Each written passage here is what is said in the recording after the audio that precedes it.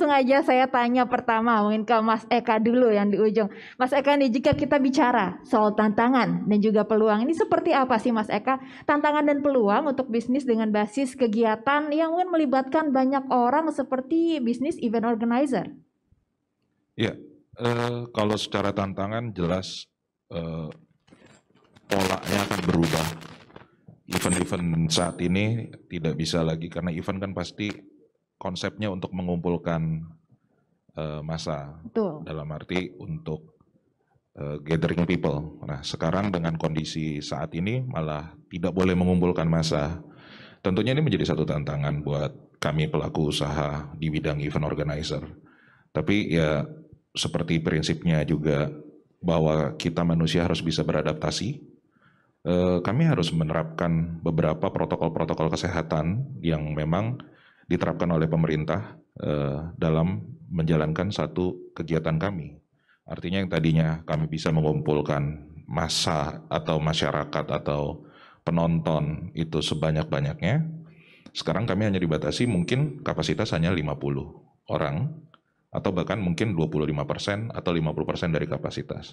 Hal-hal ini menjadi satu challenge buat kita pelaku usaha, tetapi ya tadi saya sempat sampaikan bahwa kita harus bisa beradaptasi dengan kondisi per hari ini, seperti betul. itu. Lantas strategi-strategi apa nih Mas Eka yang diterapkan supaya bisa tetap menyelenggarakan atau melangsungkan bisnis tapi juga mematuhi protokol kesehatan? Ya, strategi pasti ada, di setiap tantangan pasti ada peluang.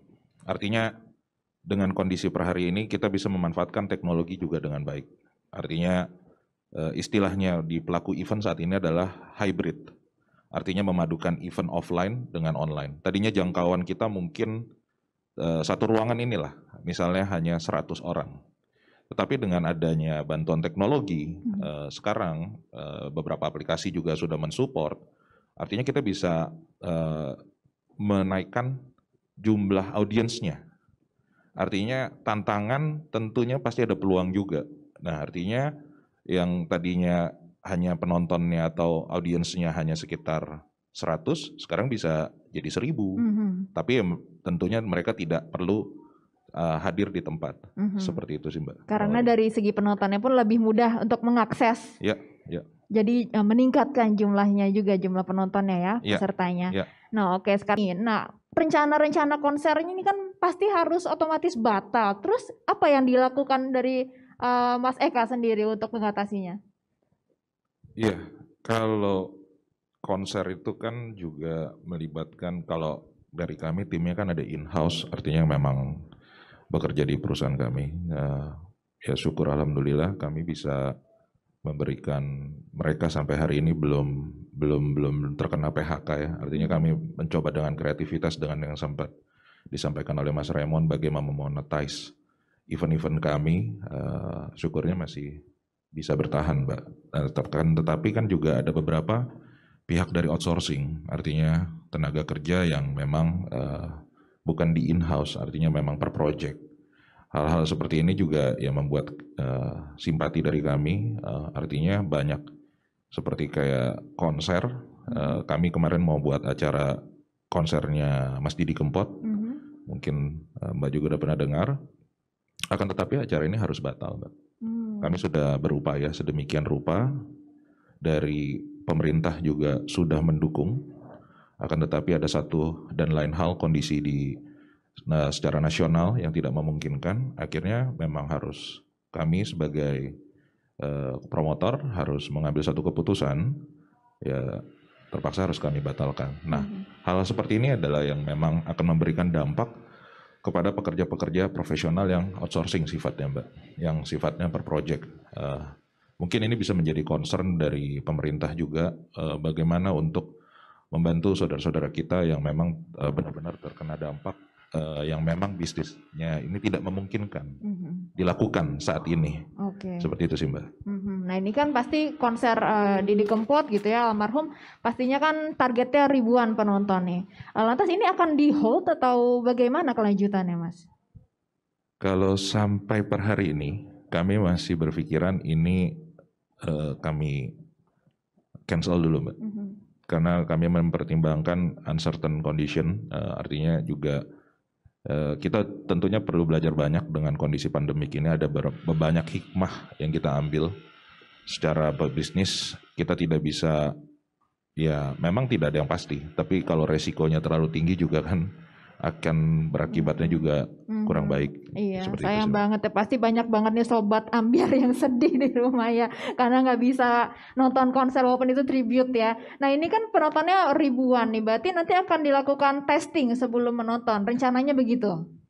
Ya, rencananya kami konsepnya menggunakan box, dan itu dari kapasitas GBK yang seharusnya 25%, kami hanya menggunakan 3%. Kemudian juga per box, satu box itu isinya 4 orang. Jadi tribun tidak ada yang kami pakai. Konsep awal, konsep ketika terjadi pandemik berubah. Kami berubah menjadi konsep menggunakan box ring lock dengan isi penonton 4 orang. Hanya ada 500 box, kurang lebih hanya ada 2.000 orang. Dan semua penonton, semua pemusik, semua kru maupun semua pekerja di Gelora Bung Karno akan kita rapid swab test antigen yang akurasinya 80%. Seperti itu, Mbak. Jadi memang ada persiapan khusus ya. Ya. Tentunya persiapan ekstra, namun ya belum rezekinya tahun ini mungkin ya Mas betul. Eka. Mungkin tahun depan kalau Amin. sudah normal situasinya ya. Nah oke, kayak saya ke Mas Raymond lagi. Ini Mas Raymond ini kan pelaku bisnis IO ini kan banyak sekali yang terdampak seperti Mas Eka tadi yang harus menunda rencana konser ataupun mungkin ada exhibition lain. Dan sekarang juga tapi internet ini sudah sangat baik, sudah bisa diakses oleh masyarakat. Mana nih menurut Mas Raymond ini sarana ini bisa dimaksimalkan untuk menjalankan bisnis IO? Baik, jadi selain kreativitas gitu ya, kita juga harus bisa saat ini memanfaatkan tools yang ada, gitu ya, memanfaatkan tools yang ada dalam arti saat ini majority penggunaan atau kegiatan kita sifatnya online. So berarti kita harus bisa memanfaatkan teknologi di sini. Kita bisa memanfaatkan internet connection ataupun turunan dari situ. Aplikasi-aplikasi terbaru yang bisa kita pergunakan dalam kegiatan online kita tersebut gitu ya, sehingga online kita tersebut juga bikin lebih dinamis ya, lebih unik dan lebih sophisticated. Nah, tak luput dari situ adalah bagaimana kita selaku SDM nih, kalau saya bicaranya selaku SDM harus juga bisa meningkatkan kapabilitas dan kompetensi, ya kan, yang dulunya kita mungkin nggak terlalu mahir di koneksi internet, kita nggak terlalu mahir dengan aplikasi tertentu gitu ya, dan saat ini kita bisa belajar.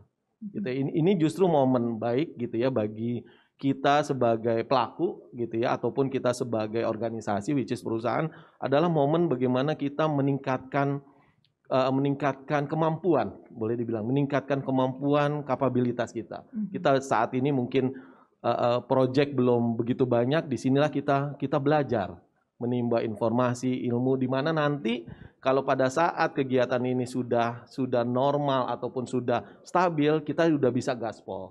Gitu ya. Jadi disinilah kita boleh meningkatkan, misalnya kita nimba ilmu tentang digital, kita tentang marketing gitu ya, tentang grafis gitu ya. Di sini saatnya kita sebagai SDM nih. Jadi bukan berarti momen kita nggak ada kerjaan ini momen kita vakum. Sebenarnya ini kita belajar nih, kita reload lagi, kita karena gini, kalau di dunia event mungkin Mas Eka sering kali gitu kita ya, kalau di event itu mungkin berturut-turut roadshow 2-3 bulan gitu ya, dan bahkan balik ke rumah bisa dipanggil Om sama orang rumah gitu ya, sampai rumah dipanggilnya Om. Nah itu dia justru ini momen kita, selain momen untuk internal di keluarga, tapi ini momen kita untuk meningkatkan kapabilitas gitu ya, kompetensi kita, kemahiran kita atas sesuatu pekerjaan atau jenis kemahiran tertentu. Jadi momen untuk refleksi diri juga. Betul, bagi perusahaan gitu juga ya? kayak gitu. Apa yang harus kita upgrade nih di perusahaan kita gitu, di organisasi kita. Oke, berarti kita harus mungkin ada invest tools yang harus kita siapin, ataupun wah tools ini ternyata nggak berguna nih, kita bisa replace dan lain sebagainya. Itu sih kira-kira Mbak. Jadi ini ada hikmahnya juga. Ada Jadi hikmah, nanti semua tahun ada depan hikmah. nih begitu situasi udah normal, Gaspol. semua yang kita kumpulin ini launching Betul, semuanya ya, siap. gitu harapannya gitu. Nah tapi Betul. Mas Raymond ini kan bisnis IO ini kan melibatkan banyak orang, dan Ya. sebetulnya yang dijual itu kan ide-ide kreatif, ide-ide segar nih. Tapi kan sekarang tentunya situasi berbeda. Kita work from home, di rumah terus, nggak ada event, event segala macam Ya. ya. Tapi bagaimana sih Mas Raymond supaya kreativitas ini tetap jalan walaupun kita work from home aja, di rumah aja nggak bisa liburan gitu. Oke, baik, kalau kita bicara sebagai tenaga kerjanya ataupun sebagai organisasi dalam arti perusahaannya, mungkin saat ini output kegiatan kita bentuknya adalah virtual kebanyakan, gitu ya. Nah, bagaimana di virtual ini kita bisa tambahkan konten-konten kreativitas, ya. Bisa itu bentuknya adalah mungkin konten acaranya sendiri yang nggak hanya misalnya hanya narasumber, moderator, tapi juga kita bisa tambahkan misalnya entah itu video atau performance di situ, gitu ya, ataupun dari topiknya yang kita angkat, ya nggak selalu topiknya yang mungkin topik-topik unik yang khusus, gitu ya, sehingga apa namanya sehingga audience gitu ya atau mungkin publik akan join di situ, gitu ya. Jadi jangan hampir mungkin saat ini satu hari hampir ratusan kali acara virtual, conference atau webinar. Nah, bagaimana kita bisa dapat perhatian dari audiens di antara webinar yang lain? Ya kan, berarti mungkin dari topik yang kita angkat, juga mungkin narasumber ataupun konten-konten yang akan kita berikan di kegiatan itu. Nah, disinilah banyak nih nanti rentetannya, nggak hanya MC ataupun narasumber, tapi mungkin pekerja-pekerja di pendukung kita ikut serta. Misalnya tadi ada performance, berarti ada mungkin dancernya yang ikut serta di situ, gitu ya. Terus ada profesional MC yang bisa kita hire, nggak hanya orang internal, gitu ya. Terus kita juga melibatkan studio misalnya, jadi nggak hanya di office aja, tapi memang kita bikin seperti ini sehingga apa? Sehingga teman-teman atau vendor-vendor gitu ya bisa terlibat juga. Lebih banyak ada lagi. Ada kameramen, ada sewa lightingnya, itu jadi berjalan. Jadi gitu justru ya. memunculkan peluang-peluang Betul, baru jadi yang nggak lebih hanya luas betul, ya. jadi nggak hanya hanya satu dua pelaku saja, tapi kita multi pelaku nih ikut serta di kegiatan kita. Nah, itu gimana kita coba engage itu terus gitu, kira-kira Keren itu. banget Mas Raymond, jadi optimistis sekali ya. Pasti harus Bahwa dong. pandemi ini justru menimbulkan peluang-peluang yang baru dan lebih luas dan juga nantinya akan menggerakkan roda perekonomian.